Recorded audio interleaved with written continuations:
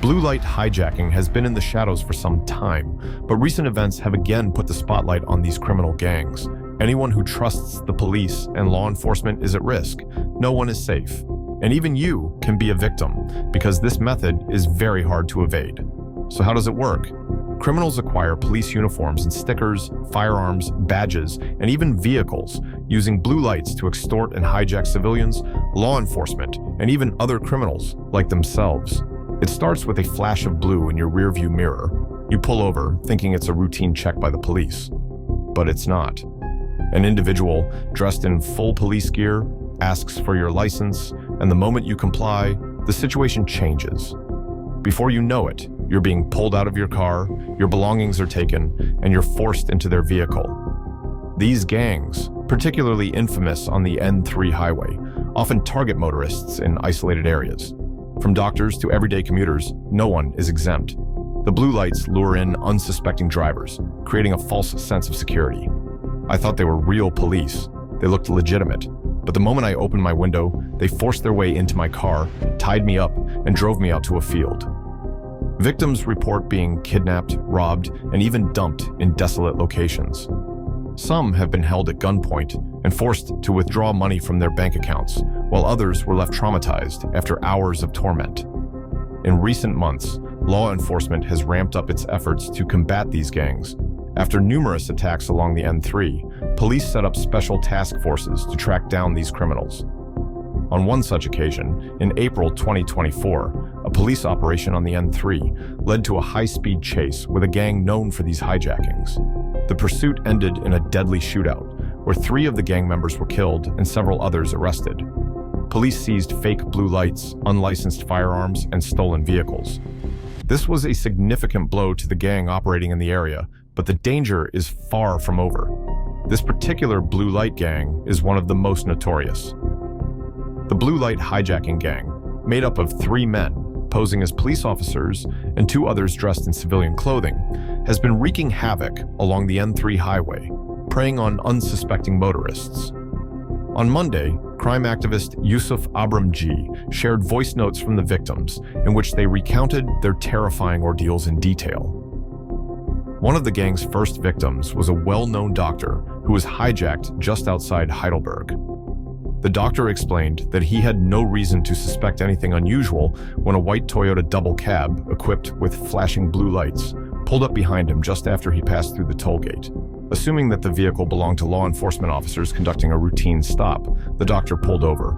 At the time, he said he believed the men were genuine police officers and didn't question their authority. When I stopped, one of the men, who was dressed in full police uniform, approached my window and asked for my driver's license. As I opened my window slightly to pass it to him, he suddenly forced his hand into my car and unlocked the door, the doctor recalled. The situation quickly escalated as 4 other men appeared, storming his vehicle. They jumped into my car, tied me up, and forced me into the back seat. One of them sat on top of me while they drove off, he said. The gang then drove the vehicle along gravel roads for approximately 40 to 45 minutes, eventually stopping in the middle of a remote maize field. They threw me out of the car and forced me to lie down in the mud, the doctor said, describing the humiliating and terrifying ordeal. As 2 of the hijackers stood guard over him, the others were seen speaking on the phone near an ATM. They demanded the PIN codes for my bank cards and proceeded to empty my accounts, the doctor added. About an hour into the ordeal, a second family was brought to the same maize field where the doctor was being held. I could hear the family being forced out of their vehicle and thrown onto the ground nearby, the doctor said. In a separate incident, which took place a short while after the doctor's hijacking, a man, his wife, and their child were traveling in a Toyota Land Cruiser along the same stretch of the N3 highway. The family was flagged down by another white double cab, a GD6 model, that was flashing blue lights in a similar manner. There were 5 men in total. 3 of them were wearing police uniforms and were armed with pistols and a Glock. The other 2 were in civilian clothes, and they came out once we had stopped, the man explained. At that point, the man said he realized something was wrong and tried to drive away, but it was too late. Both the doctor and the family were held hostage in the maize field for several hours, during which time the gang proceeded to clean out their bank accounts.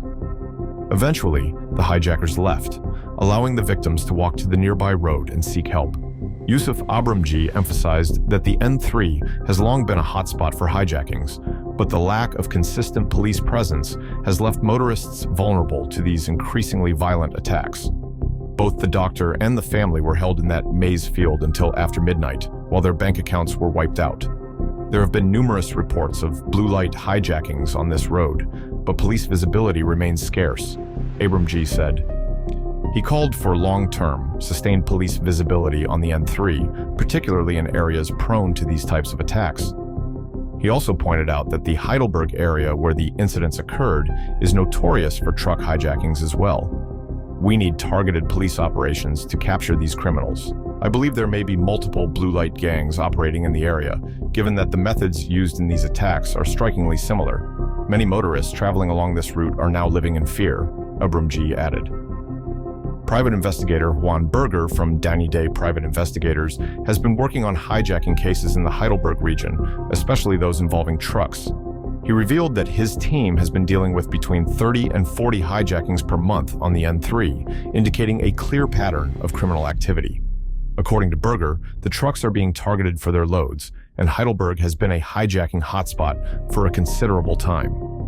In recent years, we've arrested a number of suspects, and disturbingly, some of them have been police officers, traffic officers, and members of the Metro Police's bike unit, he said. In some cases, the officers were even found in possession of the hijacked vehicles.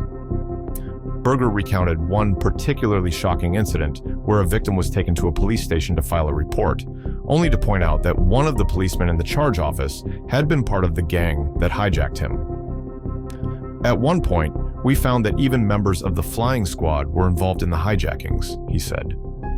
While the police have made attempts to increase their visibility by setting up stops near toll gates, Berger believes their efforts have fallen short. The problem is that the police aren't patrolling the roads. They're stationed in static positions, conducting random stops and searches. This is not enough to catch the syndicates behind these hijackings, Berger warned. He stressed the need for more proactive policing measures to address the growing threat posed by the blue light gangs and to restore safety to the N3. Thanks for joining us on this riveting journey at the South African Post. We try to inform and deliver the need-to-knows and aim to continue doing so. The more you know, the better we can prepare ourselves in this wild country and hopefully be more aware of the lurking dangers. Don't forget to like and subscribe and check out our channel for more videos.